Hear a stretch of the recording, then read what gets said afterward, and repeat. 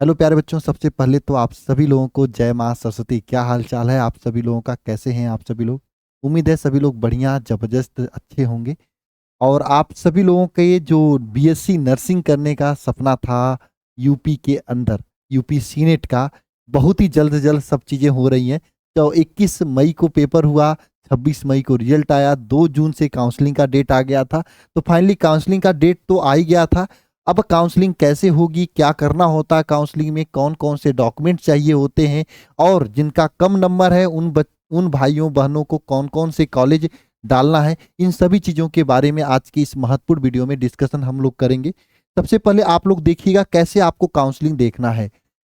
ये आपको काउंसलिंग के लिए क्या करना है, ABPMU गूगल पे सर्च करना है, अटल बिहारी वाजपेयी मेडिकल यूनिवर्सिटी, या फिर ABPMU यूपी सर्च कर लीजिएगा। जैसे ही सर्च करोगे तो ये पहला लिंक आएगा, पहले लिंक पे क्लिक करोगे इस तरीके से पूरा का पूरा खुल जाएगा। इसको स्क्रॉल करिएगा। स्क्रॉल करोगे तो यहाँ पे देखो आपको लिखा हुआ मिल रहा है कॉमन नर्सिंग इंटेंट टेस्ट 2025 है, BSc nursing counselling live now. Live now they रहा है, यहाँ पे रीड रीड न्यू करोगे तो रीड करना के लिए देगा यहाँ पे। और रीड करने के लिए यहाँ पर देखिए पूरा का पूरा सब चीज़ें दे रहा है कि क्या क्या चीज़ें आपके अंदर हुई थी। तो आप देख सकते हो सब चीज़ें अपडेट हो गई हैं। आपकी जो कैंडिडेट पोर्टल पे आपके कॉलेज का लिस्ट था वो भी आ चुका है इस समय। अगर आप देखोगे तो यहाँ पे अगर आप बीएससी नर्सिंग के जाओगे नीचे तो यहाँ पे दिया है कि भैया काउंसलिंग बुलेटिन अगर आपको देखना है तो कैसा है काउंसलिंग बुलेटिन, ये आप यहाँ पे देख सकते हो। काउंसलिंग बुलेटिन देखने के लिए मैं यहाँ पे क्लिक किया हिंदी में, तो यहाँ पे काउंसलिंग बुलेटिन आ चुका है। इसमें एक चीज देखना है, यहाँ पे दिखाई दे रहा होगा, मैंने खुद ब्राइटनेस कम किया ताकि आपको दिखाई दे, और बहुत ही इंफॉर्मेटिव यह वीडियो है। इसमें देखना भाई, आपकी काउंसलिंग 2 जून से शुरू है। ठीक है, 2 जून से शुरू है आपकी काउंसलिंग। इसमें फर्स्ट राउंड का काउंसलिंग 2 जून को होगा, और काउंसलिंग का जो चॉइस फिलिंग ये 9 जून तक भर सकते हैं आप लोग, 9 जून तक भर सकते हैं। अब एक बात सुनना, आपको 2 जून से 9 जून तक भरने का समय है, और ये काउंसलिंग आज हो रहा है। और हमने काउंसलिंग के लिए पूरा प्रॉपर पैनल बैठा रखा है जिसपे हम लोग बहुत ही बारीकी से ऑब्जर्व कर रहे हैं। अब आपका नंबर कितना है और आपको कौन सा कॉलेज डालना है ताकि आपको नुकसान ना हो, क्योंकि मैं आगे आपको बताऊंगा। 5,000 रुपया लग रहा है इसमें। 5,000 रुपये अगर आपको कोई भी कॉलेज मिल जाता तो 5,000 रुपये रिटर्न नहीं होगा, इसलिए ऐसा कॉलेज डालो कि जो आपको चाहिए और वही कॉलेज मिले। ठीक है, ये आप तभी कर सकते हो जब आपको गाइडेंस बढ़िया से होगा। हमें सब कुछ हम लोग बताएंगे, टेंशन नहीं लेना। लेकिन हाँ, जल्दबाजी मत करना। 2 जून से आपका काउंसलिंग शुरू है तो ये नहीं 2 ही 3 जून में भर दें, आप 4-5 जून तक भरिएगा। तब तक हम आपको एक वीडियो लाके पूरी कॉलेज का पूरा लिस्ट के साथ में बता दूंगा, भैया अगर आपका रैंक इतना से इतना के बीच में या नंबर इतना है तो आप ये कॉलेज डालिए पूरा अच्छे तरीके से। ठीक है ना? तो 9 जून तक आप कॉलेज को भर सकते हो, तो घबराना मत, आराम से भरना। ठीक है, मेरे कहने का मतलब ये है। और फिर कॉलेज जो भरे रहोगे उसका अलॉटमेंट जो होगा ये 13 जून तक होगा आपका। और उसके बाद सीट आवंटन जो है, अलॉटमेंट जो हुआ है आपका, उसका सीट एलोकेशन जो हुआ है आपका, इसमें जो है आपकी प्रवेश प्रक्रिया ये सब जो प्रारंभ होगी 14 से 19 तारीख तक आपको कॉलेज में जाके प्रवेश लेना है। अब प्रवेश लेते समय आपको 40,000 रुपये देना होगा। ये आगे आपको मैं चीज बताऊंगा, 40,000 रुपये कैसे कब कहाँ किस तरीके से देना है, ये सब चीजें मैं आपको बताऊंगा आगे। प्राइवेट कॉलेज हो चाहे गवर्नमेंट कॉलेज, सब में देना होगा, है ना? ये चीज भी मैं आपको बताऊंगा। ठीक है, और प्रवेश परीक्षा का रिपोर्टिंग का समय, अंतिम समय जो है 19 जून तक आपको अपने कॉलेज में एडमिशन ले लेना है फर्स्ट राउंड वालों को। अब 19 जून तक, उसके बाद जो है 2-3 दिन रुककर आपका 23 जून से सेकेंड राउंड शुरू होगा। सेकेंड राउंड इसी तरीके से चलेगा 9 जुलाई तक। फिर इसके बाद जो है सेकेंड राउंड के बाद अंतिम मापअप राउंड, यानी जिसका रह जाएगा वो मापअप राउंड के थ्रू आप लास्ट में एडमिशन लोगे 12 जुलाई से लेकर आपकी 2 अगस्त के बीच में। ये पूरा प्रक्रिया होने वाली है काउंसलिंग का, जो कि यहाँ पे दिया हुआ है। ठीक है, और इस दौरान जो है आपकी छुट्टी उट्टी कब होगी, उस दिन कॉलेज वगैरह बंद रहेगा, यहाँ पे लिखा रहेगा, है ना? काउंसलिंग प्रवेश के दौरान कॉलेज में छुट्टियों सहित सभी दिनों कॉलेज खुला है, यानी छुट्टी के दिन भी आपके कॉलेज खुले रहेंगे, यहाँ पे लिखा हुआ है। और काउंसलिंग में कोई दिक्कत होती है, सरकारी हेल्पलाइन नंबर यहाँ पे दिया गया, आप इस हेल्पलाइन नंबर पे कॉल करके या इस मेल पर मेल करके आप चीज़ों को देख सकते हो, समझ सकते हो। अब देखो काउंसलिंग जो हो रही है आप सभी लोगों के लिए, है ना, यहाँ पे सब चीजें दी गई हैं। आपकी आयु न्यूनतम कितनी होनी चाहिए? 17 साल या 17 ईयर होने चाहिए, यहाँ पे लिखा हुआ है।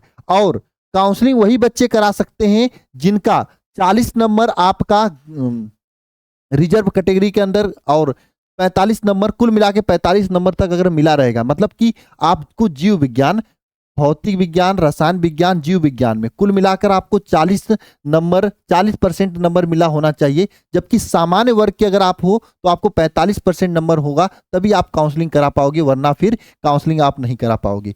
बीएससी नर्सिंग जो पात्रता में इंग्लिश अनिवार्य विषय है, अगर आपका इंग्लिश नहीं रहेगा तो काउंसलिंग नहीं करवा पाओगे, है ना। और राज्य के द्वारा मान्यता प्राप्त किसी ओपन स्कूल या केंद्र सरकार द्वारा मान्यता प्राप्त किसी national institute of open school द्वारा विषयों में इंग्लिश उत्तीर्ण होना आवश्यक है। अगर आपका इंग्लिश में पास नहीं रहोगे तो नहीं भर पाओगे, हालांकि सभी लोग पास होंगे। कलर बाइंडनेस अभ्यर्थी पात्र हैं, बशर्ते ऐसे अभ्यर्थी जो कलर सुधारात्मक कंटेक्ट लेंस का अथवा चश्मा पहना होना चाहिए। अगर आपको कलर ब्लाइंडनेस से कलर नहीं पहचान पाते हो, चश्मा पहने हो तो काम हो जाएगा, कोई दिक्कत की बात नहीं है। ऐसा नहीं कि आपका एडमिशन नहीं होगा, ये सब चीजें लिखी हुई हैं।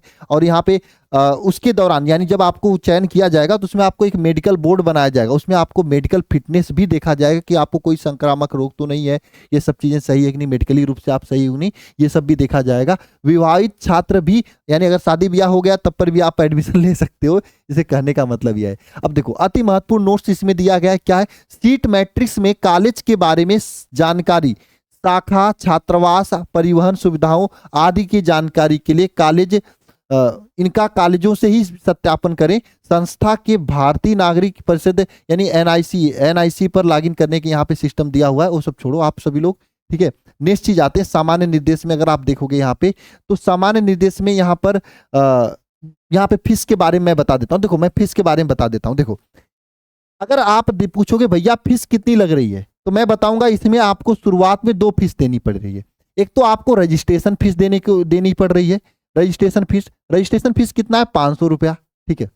इसके साथ में एक सिक्योरिटी फीस देनी पड़ रही है।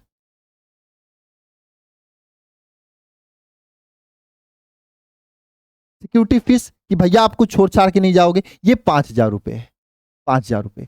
तो देखो ये अगर आपको कॉलेज कोई नहीं मिलता है तो आपको ये सिक्योरिटी फीस जो है आपका ये रिटर्न हो जाएगा। लेकिन अगर कॉलेज मिल रहा है आप लेते नहीं हो तो आपका रिटर्न नहीं होगा, है ना। यही मैंने बात बोला कि भैया अगर आपको ये 5,000 रिटर्न हो जाएगा, 500 तो नहीं रिटर्नेबल हो, है ना। अगर आपको ये लगता है कि आपको जो कॉलेज चाहिए रैंक अच्छे से उसी हिसाब से भरिएगा, यानी कोई घटिया सा कॉलेज मिल गया आप नहीं लिए तो 5,000 चला गया आपका, है ना। यही समस्या है। ये गलत भी है मैं मानता हूं, लेकिन है जो नियम है वो नियम यहाँ पे लिखा हुआ है।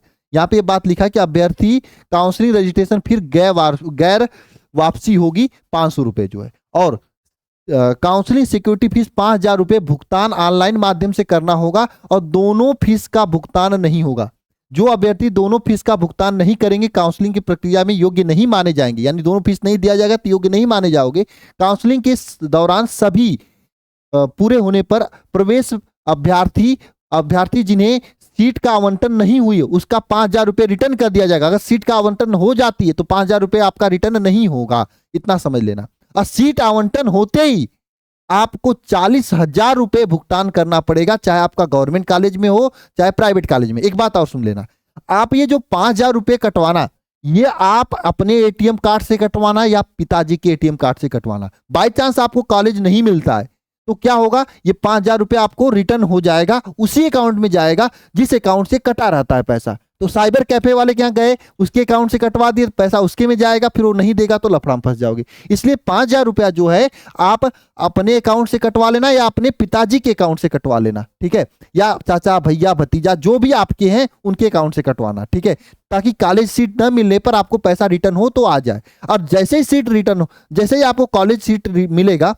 वैसे ही क्या है आपको यहाँ पे देखिए लिखा हुआ है 40,000 रुपये आपको तुरंत तैयार रखना है। जैसे ही कॉलेज मिलता है 40,000 रुपये आपको जमा करना होगा, चाहे गवर्नमेंट कॉलेज मिले चाहे प्राइवेट कॉलेज। इसका मतलब आपके पास इस समय पैसा होना चाहिए 9 जून तक कितना, 5,000 रुपये, 500 रुपये रजिस्ट्रेशन प्लस 5,000 रुपये ये प्लस में 40,000 रुपये, है ना। मतलब 40 5 45,500 रुपये, 45,500 रुपये आपके पास फीस होना चाहिए अभी, ठीक है। ये 45,500 रुपये सबको देना होगा, चाहे आप गवर्नमेंट कॉलेज से करो चाहे प्राइवेट कॉलेज से। एक बात ध्यान से सुनना, अगर आप गवर्नमेंट कॉलेज से कर रहे हो तो 40,000 के बाद बहुत कम फीस लगेगी, हो सकता है 1,000 2,000 5,000 जो भी लगे।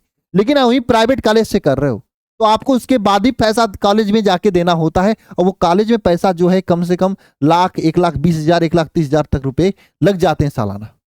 मेरी बात समझ रहे हो? इसलिए अगर आपको आपका नंबर, मैं एक एवरेज बता दे रहा हूं, अगर आपका नंबर कम आया है, कितना आया नंबर कम में भैया, अगर आपका नंबर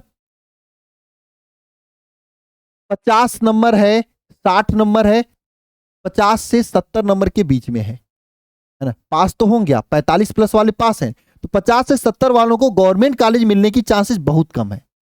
मैं आप सभी लोगों से कहना चाहता हूं, आप अपना टाइम पास प्राइवेट कॉलेज में करने के चक्कर में ना पड़ो। सीधी सी बात मैं कर रहा हूं, लाखों रुपए लगेंगे, समय लगेगा, बाद में सब कुछ बर्बाद होगा।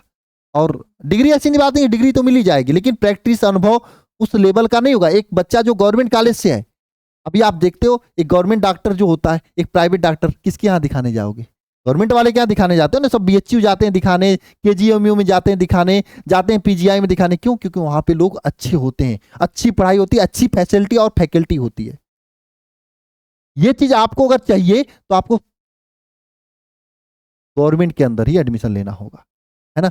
अगर आपका एक बार की तैयारी में 50 नंबर, 60 नंबर, 70 नंबर आ गया है 2-3 महीने की पढ़ाई में, तो मैं कह रहा हूं पूरी साल पढ़ने का निर्णय लो, पूरी साल मेहनत करो। आप सभी लोगों के लिए पूरे साल का मैंने ये बैच भी ला दिया है, मात्र 899 फीस है भाई। जिस प्लानिंग के साथ इसमें हम आपको पढ़ाने का निर्णय लिए हैं ना, आप देखोगे तो मजा आ जाएगा। लाइव क्लास चलेगी, रिकॉर्डिंग क्लास होगी, डीपीपी दिया जाएगा 20-20 क्वेश्चन का डेली, महीने में 600 क्वेश्चन, साल में 6000 क्वेश्चन की DPP, practice class, mock test, doubt group, PYQ based class, ये सब चीजें हैं। एडमिशन शुरू हो चुका है, क्लासेस भी बहुत जल्दी शुरू हो जाएगी, 1-2 राउंड काउंसलिंग होने के बाद क्लास जैसे शुरू होने वाली है। तो उत्तर प्रदेश सीनेट का आप ये बैच ज्वाइन कर सकते हो, 899 रुपए फीस। अगर आप नीट उट की तैयारी करो तब पर भी ज्वाइन कर लो आप भाई, 3-3 हजार रुपए नीट का फीस दियो आप, 899 रुपए में अगर ज्वाइन कर लोगे तो आपको इस लेवल का पढ़ाया जाएगा जिस लेवल का यहाँ क्वेश्चन पूछा जाता है।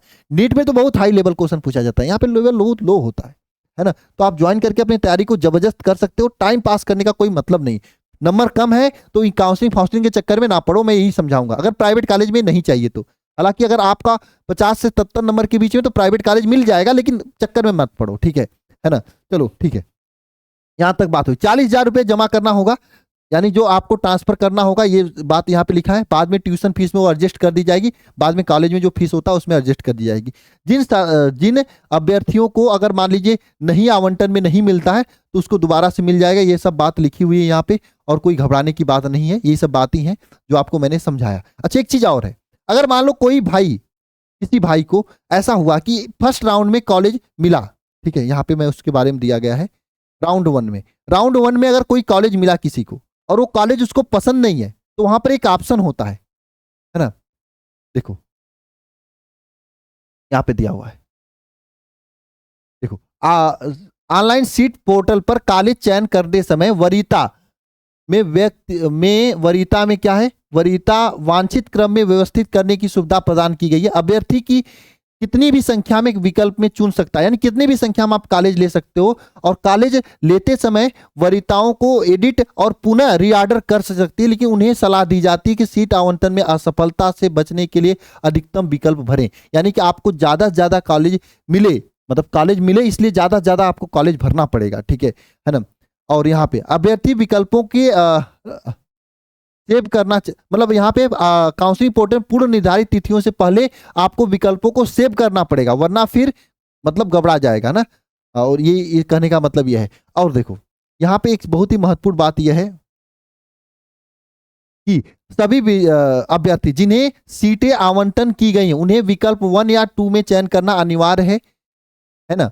और ऑनलाइन चालान मोड में आपको 40,000 रुपए सीट पे पुष्टि करना अनिवार्य है। यदि यह राशि प्रवेश के बाद आवंटित कॉलेज में हस्तांतरित कर दिया, मतलब आवंटित कॉलेज में दे दी जाएगी। सीट पुष्टि करने के लिए आपको यहाँ पे क्या करना पड़ता है, कंफर्मेशन फीस के रूप में यह जमा किया जाता है।